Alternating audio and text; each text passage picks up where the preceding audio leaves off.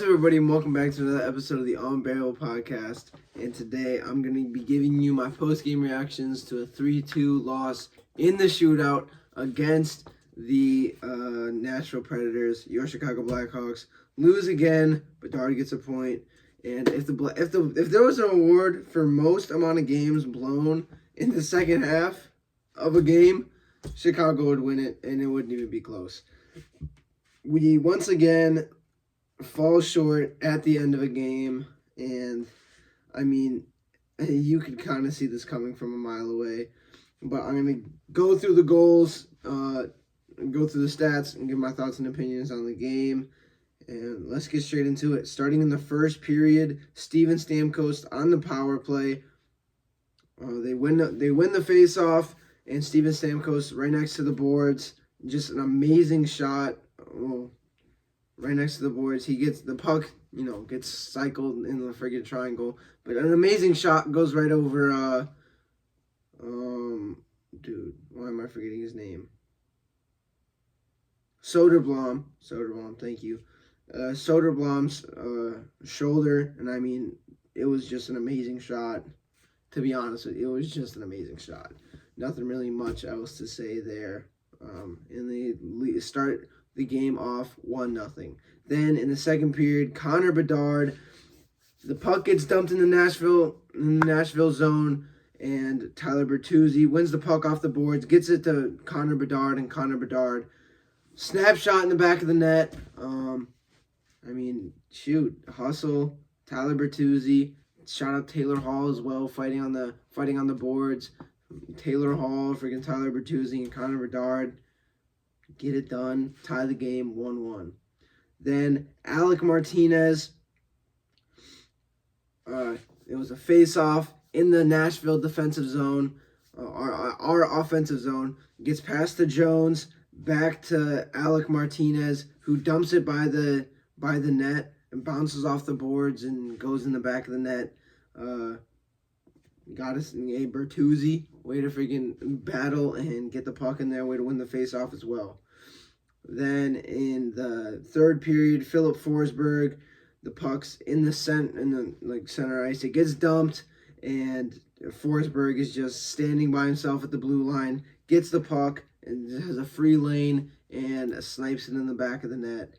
And then overtime shootout, which Soderblom couldn't save shit in the shootout, dude. Holy shit. Yeah. We'll go over the stats. In the first period, Nashville scored a goal. Second period, Chicago scored 2. In the third period, Nashville scored 1 for a total of 3-2 because of the shootout. Shots on goal, 9-5 in favor of the Blackhawks in the first period, 7-16 in favor of the Predators in the second period, and 7-14 in favor of the Predators, and then 2-6 in favor of the Predators in overtime, bringing your total to 25 shots on goal to 41 for the Predators. Then the face-off percentage, the Chicago won 37.1% of the face-offs. The Predators won 62.9%. Power play, the Blackhawks went 0 for 1, and the the penalty kill went 3 for 4. Penalty minutes, Chicago had 13, and the Predators had 7. Hits 33-35 in favor of the Predators.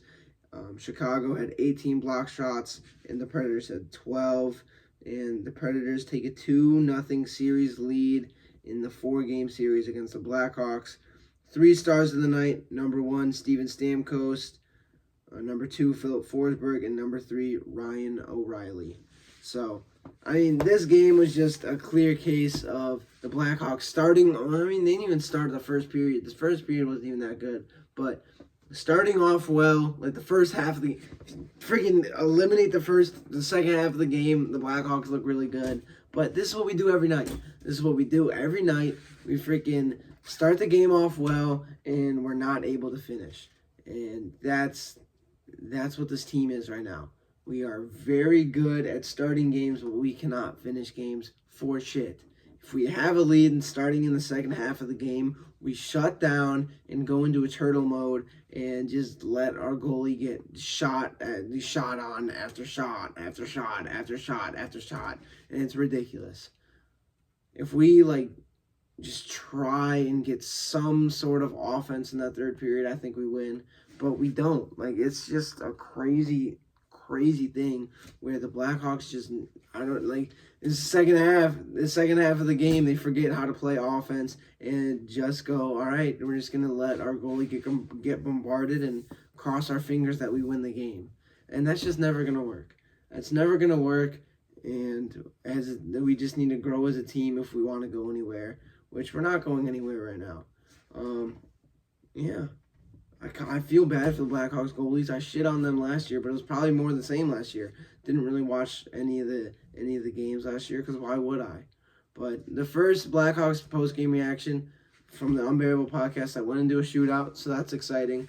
But yeah, even in the overtime, we got dominated. We got absolutely dominated. We had 2 chances, one of them coming with 5 seconds left to go in the game. We're just dude, come on. But it's just, we just need to be a consistent team for all 60 minutes. If we can be a consistent team for all 60 minutes, it puts us in a much better position rather than this starting off high, ending low, and just this slide where we just forget how to play defense. Just honestly, it's just so bad.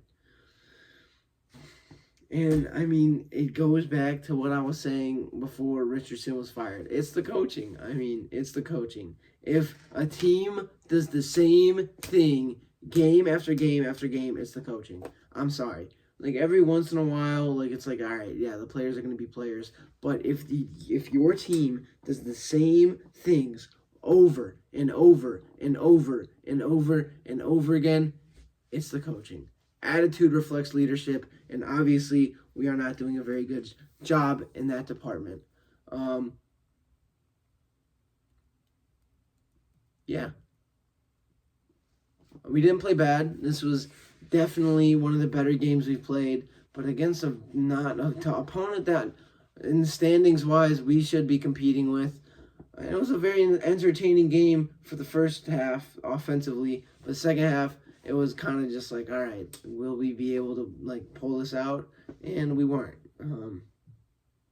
Yeah, that's pretty much it. Blackhawks blow another game, and hey, it is what it is. I'll see you guys next time, and until next time, don't forget to bear down.